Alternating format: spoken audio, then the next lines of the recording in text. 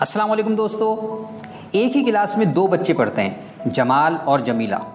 जमाल ये समझता है कि उसके पास जो सलाहियतें और खूबियाँ हैं वो पैदाइशी हैं। जमीला के ख्याल में वो जो कुछ चाहती है सीख सकती है। जब पीटी का पीरियड होता है तो जमाल नई एक्सरसाइजेस करते हुए कतराता है और डरता है कि अगर उससे कोई गलती हो गई तो लोग उस पर हंसेंगे। जमीला हर नए चैलेंज से खुश होती है और उसे इसमें बहुत मज़ा आता है। वो जानती है कि गिरना तो कामयाबी के लिए ज़रूरी है और अगर वो कोशिश जारी रखेगी तो एक ऐसा वक्त आएगा कि कोई भी उस पर नहीं हंसेगा। जमाल फीडबैक से डरता है और अगर उसकी टीचर या पेरेंट्स उसे बताएं कि वो कहाँ क्या गलती कर रहा है तो वो इसे अपनी तौहीन समझता है। जमीला तनकीद को पसंद करती है और जानती है कि इसी तरह वो ख़ुद को बेहतर कर सकती है। जमाल बाज़ार जाता है तो लिफ्ट का इस्तेमाल करता और मुशक्क़त से बचता है, जबकि जमीला सीढ़ियाँ चढ़ती है क्योंकि इसे उछलते कूदते हर काम से लुत्फ़ लेने का शौक़ है। यूँ उसकी सांस फूलती है तो उसका ब्लड प्रेशर बढ़ता है, जो उसकी सेहत के लिए बहुत अच्छा है और मूड भी तो बेहतर करता है ना।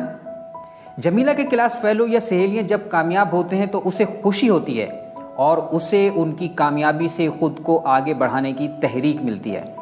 जमाल जब अपने दोस्तों को कामयाब होते और कुछ बड़ा करते देखता है तो डर जाता है और सोचता है कि वो तो कहीं इनसे पीछे नहीं रह जाएगा। ये कहानी दो बच्चों की नहीं, दो माइंडसेट्स की है। कैरोल डेविक जो यूनिवर्सिटी ऑफ स्टैनफोर्ड की साइकोलॉजिस्ट हैं, उन्होंने कई अशरे तक बच्चों और बड़ों पर तहकीक के बाद एक नई शय दरियाफ़्त की, mindset, the new psychology of success.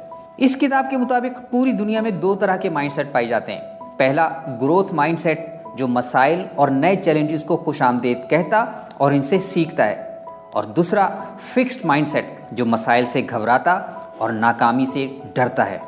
Fixed mindset रखने वाले लोग ये समझते हैं कि आदमी की बुनियादी खुसूसियात जैसे ज़हानत और टैलेंट खुदा दाद होते हैं और ये खुसूसियात रखने वाले ही कामयाब होते हैं। ऐसे लोग ज़्यादा से ज़्यादा अपने माजी की कामयाबियों का जश्न मनाते हैं। इसके मुकाबले में ग्रोथ माइंडसेट रखने वाले अफराद का मानना होता है कि वो नई चीज़ें सीख सकते हैं और कुछ नया कर दिखाने के काबिल बन सकते हैं। ये वो माइंडसेट है जो बड़े लीडर्स, इन्वेस्टर्स और कामयाब लोगों में मुश्तरक होता है। चुनाचे ऐसे लोगों के लिए ज़िंदगी में नया सीखने, नया दरियाफ़्त करने और आगे बढ़ने के लिए लामहदूद मौक़े होते हैं। यूँ वो अपने आप को आगे से आगे बढ़ाते रहते हैं। ग्रोथ माइंडसेट को परवान चढ़ाने के लिए कोशिश और मेहनत को सेलिब्रेट करना और इसे सराहना चाहिए। स्कूलों में उमूमन ज़्यादा नंबर लेने वाले स्टूडेंट्स की तारीफ़ की जाती है तो जो स्टूडेंट्स अच्छे नंबर नहीं ले पाते उन्हें सज़ा दी जाती है। डॉक्टर डेविक लिखती हैं कि स्टूडेंट्स के मार्क्स जैसे भी हों, इनकी कोशिश की तारीफ़ की जानी चाहिए और वो जिन टैलेंट या स्किल्स में दिलचस्पी रखते हैं इसे बढ़ाने के लिए इनकी हौसला अफजाई होनी चाहिए। जब हम ऐसा करेंगे तो इनमें सीखने की महारत पैदा होगी। यूँ ये बच्चे क्लासरूम में भी मज़ीद सीखने की कोशिश करेंगे। दुनिया भर की मॉडर्न कंपनीज़ ग्रोथ माइंडसेट रखने वाले अफराद को अपने यहाँ मुलाजमत देना चाहती हैं क्योंकि ये अफराद मसाइल और रुकावटों के बावजूद इन्हें हल करने के लिए कोशां रहते हैं। इस ज़मीन में अहम ये नहीं कि लोगों के सामने उनके अहदाफ क्या हैं, बल्कि अहम तर ये है कि वो जिस मसले में फंसे हैं उसे कैसे लेते हैं और अपनी ज़िंदगी में कैसे अमल करते हैं।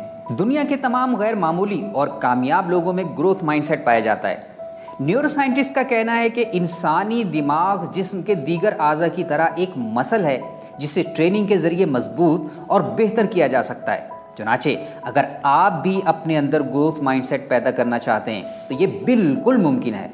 पहला कदम, अपने फिक्स्ड माइंडसेट की आवाज़ सुनना शुरू कीजिए।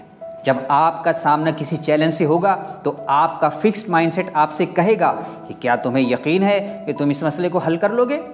हो सकता है तुम्हारे अंदर इसका टैलेंट ना हो और अगर तुम नाकाम हो गए तो लोग तुम्हें क्या कहेंगे। अगर तुमने कोशिश नहीं की तो तुम्हारी इज्जत महफूज रहेगी और किसी को पता भी नहीं चलेगा। अभी वक्त है, पीछे हट जाओ। अगर कोई तनकीद करेगा तो आप कहेंगे कि इसमें मेरी कोई गलती नहीं है। अगर वैसा ना होता तो ऐसा ना होता। आप तनकीद करने वाले, इस्लाह करने वाले पर गुस्सा करेंगे और फिर इसे अपनी अना का मसला बना सकते हैं। दूसरा कदम, ये तस्लीम कीजिए कि आपके पास इंतखाब का इख्तियार है।